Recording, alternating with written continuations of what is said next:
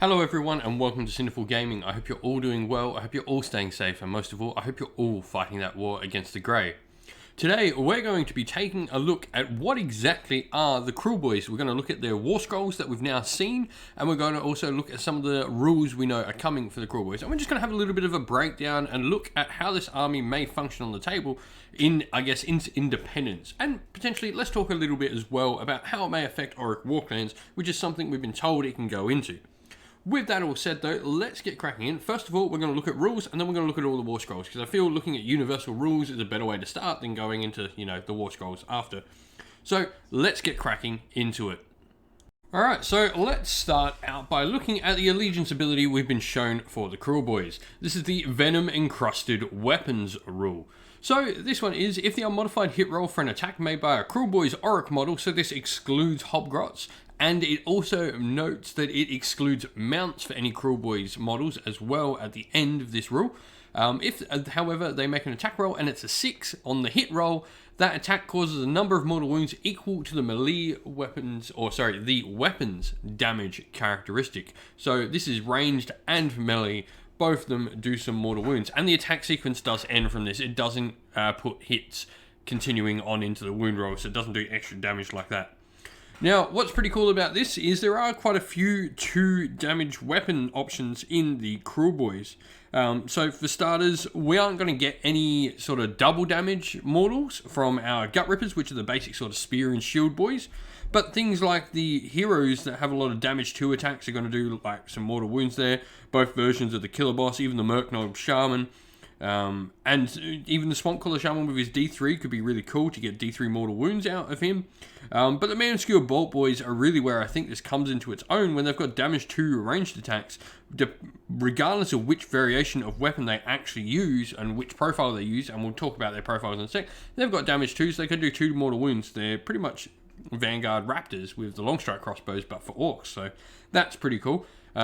This is a nice rule. It gives the army some decent mortal wound output across the board, and this is generally something orcs don't do a lot of. Generally, orcs only do mortal wounds, especially if you're playing Iron Jaws, like charging and stuff like that. So having like some actual combat mortal wounds and ranged mortal wounds especially is really nice with orcs, I think. But now what we're going to do, let's look at all the different war scrolls we've been shown and sort of chat about each of them. And so first, let's look at the Battleline unit we've got for the Kruleboyz. They are known as Gut Rippers. These are the spear and weird squig face, Kragnos face shield unit that we've got. Pretty darn cool looking models. One of the aesthetic things interesting to point out too is that their shields actually match their faces on them. So if they've got lots of armor on them, there's like one with an eye patch on him that actually has an eye patch on the shield as well. It's really cool, just sort of aesthetic sort of look at them. Anyway, they're a Battleline unit. They're pure Battlelines, so this is nice. This is going to be the main Battleline unit of the army, I would assume, once we get the full release. And they're not bad. 180 points for 10 models. 10 models is a nice size unit. They are on larger bases, but have spears, so this does mean we're going to have a little bit of extra reach. Obviously, it's going to be 2-inch. They've got 2 attacks, 4s and 4s, no rend, damage 1. Pretty simple here. And then you've got the ability to take a boss in the unit. He gives an extra attack. Other than that, they've got Move of 5, 2 wounds apiece, a 5 up save, and Bravery 5. Pretty standard sort of orc stuff. Low Bravery is pretty common with orcs, or Oryx, whatever you want to call them. But that's pretty sort of standard stuff there. I mean, you wouldn't expect these guys to be like 4 up saves. They've got a 5 up. That's pretty much what you're expecting. Now, their big thing, though, comes in their Scare Tactics rule. So this is used at the start of the charge phase. If this unit's more than 3-inch from all enemy units, you can pick one enemy unit within 12-inch of the unit that's not a hero or a monster and roll 2d6. Add 1 to the roll for every 5 models in this unit as they start yelling louder and looking meaner at your opponent. And if the roll is equal to or greater than the bravery characteristic of that enemy unit, subtract 1 from hit rolls for that enemy unit until the end of that turn. So that's a nice way to get a little bit buff. Effectively, they scare your opponent. They sort of have their shields held up and they leer at them and they look out of them from the dark. Pretty cool stuff. This is a really decent sort of Battleline unit. I think they've got a decent amount of wounds on the table for the points. They probably look about right in the new edition sort of points ranges. And the ability to give debuffs out just of their own without having to have, a wizard or anything nearby is really nice. This makes them a really good independent fighting Battleline unit. Really, really like them. Next up, we have the Killer Boss with Stab Grot, because Stab Grot is the best Grot. And so he's a leader and a single. So you might be asking what single is here. So with the reinforcement ability for units, how you can sort of make units bigger, single effectively means they can never be reinforced. This is mostly a thing on leader units, and it might be on some other particular units. I haven't seen any yet though.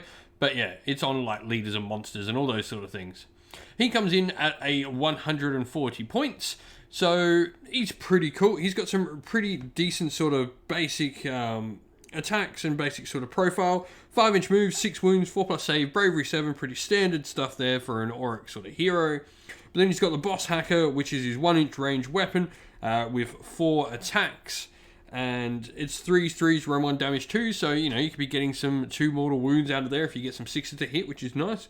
He's then also got his rusting flail for a 2-inch reach attack. You can see that there. And sometimes he will have that and sometimes he will not. It does depend on which loadout you choose to go with. Because you can either be armed with a boss hacker and a rusting flail, or boss hacker and scare shield. So the save characteristic of a killer boss with the shield and the shield becomes a 3 instead of 4. So that's pretty cool. But if you got the flail, you get an extra 2 attacks at 3s and 3s, range 2, rend 1, damage 1. And then the little stab grot, he's got 3 attacks, 4s, no rend, damage 1. He, of course, does not get the ability of having the poison-encrusted weapons because he's a grot. So, he's a companion as well. So, companion's a new rule that's sort of attached to a lot of these little hangers-on here. Things like Gryph-hounds, you might remember things of like the Gryph-hound that hangs on with the Excelsior War Priest, or Lord Veritan, or Lord Castellan, etc. They effectively now are going to be saying alongside the hero that summons them along, or the model that summons them along, they're not going to be wandering off on their own. So there's a way to sort of play with them now. And this is, you know, a common rule. It's on the Lord Imperator as well with his new Gryph-hound and stuff like that. We've got the all part of a plan rule though. This is really where he comes into his own and where the killer bosses are great. So if a friendly Kruleboyz unit fails a battle shock test within 3 inch of any friendly units with this ability, so if your killer boss is fighting and he's near some Kruleboyz and they fail the battle shock test, only 1 model flees from the unit. So that can be really helpful, because failing battle shock tests when you've got 2 wound models can be quite painful. So this is a really nice, cool rule. Worth noting as well, the stab grot there, he can take some mortal wounds and take some damage for the killer boss. He's got a nice little rule, so each time a wound or mortal wound is allocated to the unit and not negated, you can choose to risk the unit's stab grot. If you do so, you must roll the dice. On a 1 to 5, the stab grot is killed. On the 6, however, the stab grot survives and the wound is completely negated. Otherwise, you put the wound onto the stab grot, he dies and the ability can't be used again, because obviously the stab grot dead. But he's a nice little support hero. His ability, you know, all part of the plan is nice, but he has to be in there fighting. You're probably going to want to put him on the shield option if that's the case, to get him onto that 3-up save, to really sort of make sure that he doesn't die, because you're not wanting him to die, because then, you know, you've lost a hero and you're going to lose the unit to the battle shock test that you're going to take. So there's definitely that sort of thing to play. He could always go behind the unit as well. Like, he doesn't actually have to get into the fight. He just has to be within 3 inch of them. So he can have, you know, your gut rippers at the front fighting, and then him sitting behind them as sort of like some evil little commissar ready to kill anyone who dares try to flee. And next we have the other variation of the killer boss on Great Nash Tooth. So once again, he's a leader and he's a single model. This means he can't be doubled up on. 200 points is what he comes in on. So he's got the all part of the plan rule as well, so we won't go over that again. You know what it does, we've had it talked about in the previous slide. But he's got a 10-inch move, 10 wounds, 3-up save base, and bravery 7. So a 3-up save base is really nice. He's going to be quite survivable. And then his weapons, he's got his jagged boss sticker. So 4 attacks, 3s, rend 1, damage 2. So once again, some potential to get out those 2 mortal wounds if you get some 6s on those hits. But then you've also got the attacks from the Nash Tooth, the Great Nash Tooth, which are also 4 attacks, 3s, rend 2 though, damage 2. However, remembering it's a mount, so it's not going to get those poison-encrusted weapon mortal wounds going through. The big thing he gets as well is you get to add 1 to hit rolls for the attacks made by this unit if it made a charge in the same turn. So he's got to put both his hit rolls down to 2, so it'll be 2s and 3s on both profiles. Really, really nice. He's going to put out a decent amount of damage. I think he's a pretty solid hero for 200 points. Looking at how we're expecting a lot of stuff to go up in points in the new edition, I think he's a really, really great investment of a unit. Then we have another one of our heroes in our banner bearer, the Merc Knob with Belcher banner. Once again, a leader and a single model, comes in at 115 points. So he's got a pretty standard sort of aura profile, 5-inch move, 6 wounds, 4 up save, which is really nice, and bravery 7. I will say, like, the wounds being 6 and all that sort of stuff is really nice. Not having the 5 wound sort of heroes is really nice. This means your opponent's having to get really lucky with like D6 mortals to take them off the table. It is a nice little touch. He's got his Merc Knob cleaver, so 3 attacks, 3s and 3s, Ren 1, damage 2. So he could get some mortal wounds through. It's not unlikely that he would. I mean, he's got, what is it? Every 2 times he attacks, he's going to do 2 mortals. It's okay. But his real power comes from the banner that he's wielding and what it does around him. So he's got the power of Kragnos. So this is when a friendly Kruleboyz unit wholly within 12 inches of this unit is affected by a spell or the abilities of any in a spell, you roll a dice. On a 5+, they don't care. They ignore those effects. And then he's also got the Breath of the Myodrakes rule, where at the start of the combat phase, roll a dice for each enemy unit within 3 inches of this unit. On a 1, nothing happens. On a 2 to 5, they take a mortal wound. And on a 6, they take a D3 mortal wounds. Really nice. He's going to put out some extra mortal wounds, which his army is already doing in abundance.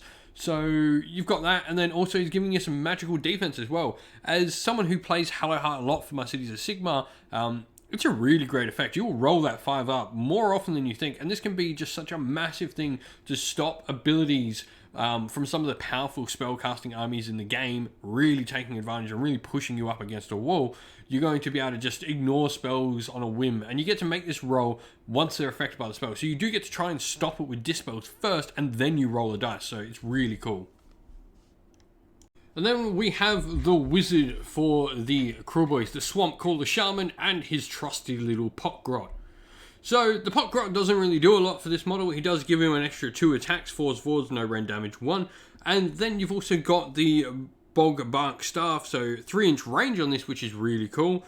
2 attacks, 3 3s, Ren 1, damage D3. Nice. So, you know, he could get lucky there and get a 6 and do D3 mortal wounds. Is cool. 6 wounds, 5 up save, 5 move, and 6 bravery. So he's a little bit lower bravery than the rest of your Auric heroes. Now, he's got some cool little rules. First of all, he is a single cast and unbind. Then he has poisons and elixirs, which is a really interesting rule. Effectively, he can pick a unit nearby him, and he can choose to not to cast that turn, and instead he can either empower the encrusted weapons to make them work on a 5+ rather than 6+, or he can choose to give a unit some extra save. So pretty cool utility there. On top of that, his spell is really, really cool. So it's a 7 to cast, Summon Boggy Mist. Until your next hero phase, you add 1 to the charge roll for friendly Kruleboyz units on the battlefield and subtract 1 from the charge rolls of all other units. This is a board-wide spell on a 125-point wizard that's doing stuff that you want to be doing. It's lowering your opponent's movement, and movement is how you win Age of Sigmar, and it's how you're going to win even more in the new edition of the game. So this is just a really cool spell. I think he's a really useful and versatile caster with a ton of different things he can do, and just plays so well with the army. He's giving you a ton of different effects. Not to mention, he's a really cool model, and that Potgrot is awesome. His staff also is apparently the symbol of Kragnos, that little hand at the start there. Really, really cool. We've then got our other units here with the Hobgrot Slitters. Now these are a unit that is not Battleline, they're not anything, so they sort of are one of those other units in the game. And they don't have any access to Battleline that we can see at the moment. Maybe we'll get a Hobgrot character later on down the line, or maybe with a full release of Kruleboyz that maybe makes these Battleline. That'd be pretty cool, or maybe a sub-faction that makes great use of them, etc. But for the moment, they've got no way to be Battleline, so they are an other unit for the army. Now they come in at 95 points for 10, and what you get with that is you get a 5-inch move, 1 wound, 6+ save, and bravery 4. 4 pretty standard bravery there for Grots. They've got the Sulfuric Wrap Grenades, which are their ranged weapon with 8-inch range, 4s to hit, 3s to wound, Ren 1, damage 1. So, you know, a little bit of rend in range is nice. Remembering these are not a Kruleboyz Auric unit, so it means they're not going to get access to the particular rules that come with being those units. Then got Slither Knives, 2 attacks each, 4s and 5s, no rend, damage 1. And then you've got their Stab 'em Good rule here as well, which if the unmodified hit roll for an attack made with their Slither Knives is a 6, they get 2 hits instead of 1. So Your wound roll is pretty terrible, but if they get some 6s in the hits, you're hopefully going to get through that few extra wounds. They're not really going to do anything. They seem really cheap. They're going to be chaff. They're going to be units you can throw on or just hold objectives with in the backfield. Making sure you do protect them if you do so, because low bravery means even a minor amount of shooting is going to scare them off. So there's that. But you also get banners in the unit, and that allows you to reroll battle shock tests, so that can be really useful for making sure, you know, those few extra shots actually don't make your grots run away. The musicians give them run and shoot, so that 8-inch range becomes effectively, you know, it can be like 11, 19 inches potentially. So they've got a decent threat range with those range attacks when you actually really look at it. And of course, the boss for the unit is just going to get an extra attack like most Auric things do. So they're a pretty sweet little unit. And there's a lot of interesting lore about them as well. They sort of get all their armor and all their stuff from some apparent dark bearded masters. So who knows? Chaos Dwarves incoming, maybe. And so the last unit we've got here are the Man-Skewer Boltboyz. This, for me, I think is the coolest unit that we've got for the Kruleboyz. I think they really do something interesting. And especially looking at Auric Warclans, I think these guys are going to bring a lot to the table. So for starters, they've got 5-inch move, 2 wounds, 6 up save, and bravery 6. So they are really low save for the Kruleboyz here. Most of our Kruleboyz sitting on 5s or 4s. They're really low. They're right down there with the Hobgrots. But they do have the pick 'em off ability, which allows them to use 2 different weapon profiles with their crossbows. So when they attack with their crossbows, use the aim shot characteristic if it is not made a normal move and there's no more enemy units within 3 inches of them. Otherwise, you have to use the hasty shot. So the hasty shot is 2 attacks, 4s, 3s, Ren 1, damage 2. But the aim shot is 1 attack and it has double the range at 24 inch, 2s, 3s, Ren 1, damage 2. Now, so this does mean, as it's currently worded, you only get to use hasty shot when they're in combat, so they only get that. Otherwise, they do take their time and aim. You've got the Jaggedy Blade for 2 attacks, 4s and 4s, no Ren damage 1 in combat. That's really nothing, and it's not what they're there for. But they're hopefully going to be trying to pop out some mortal wounds with this unit. 120 points for 3. They're pretty well costed in the new sort of look of things, I think. But they're a really interesting unit, and they're going to give range firepower to Aurics that is going to do mortal wounds that we've not really seen. I think a few of these units, and even larger units, because the restrictions on how we have to have unit coherency and stuff in the game now, they're not going to care about that because they're a shooting unit. So you can have 9 of these in the backfield popping off some shots and doing some mortal wounds from the backfield. I think they're a really cool and interesting unit that bring a ton of stuff to Aurics that we didn't have previously. But that is everything we've got from the Kruleboyz so far. So I'd like to know your thoughts. Leave them in the comments below. Let us know what you think of the Kruleboyz, and are you going to get them? Are they going to be the side of Dominion that you stick by? Love to hear your comments on it all. Well, thank you all for watching the video. We hope you enjoyed it. If you did, please don't forget to leave a like and subscribe to the channel if you have not already. Also, while you're at it, why not come chat more with us on Discord? We've got a link in the description of the video below to our Discord server. You can come chat with me and other members of our fine little community here at Sinful Gaming. Lastly, we'd like to give a shout out to everyone who helps support the channel in various different ways. First of all, to our Patreon members, Christian Weir, James Soren, Chaos Spawn, AJC, Kenny Lowe, Outer and Shot First, James Crowder, Andrew Bowen, Nathan Fee, Tim Newman, The Rising Ape, Cure Dynamic, Agu, Anthony B, MJ, and Dyna226. Thank you to, as well, our YouTube members, Green Roots Gaming, Fire Titan, Steve T, The Real Zeop, Chris Wallace, Turiot12, Vinny, and Lock Lorick. And a special thanks to our artist who does all the channel art for us, Lady Witchfox Art, thank you very much. And to our Discord moderator, Xmorphic, you do a fantastic job on Discord for us as well. Thank you all, everyone, for watching. If you'd like to help support on Patreon or YouTube member or help support the channel in another way, you can do so by following one of the links in the description of the video to Patreon or YouTube members, or go buy some Sinful Gaming merch from our Teespring store, also linked in the video's description. That's it for today, everyone. Thank you again. Stay safe, stay well, and most of all, keep fighting that war against the Grey. Ciao for now.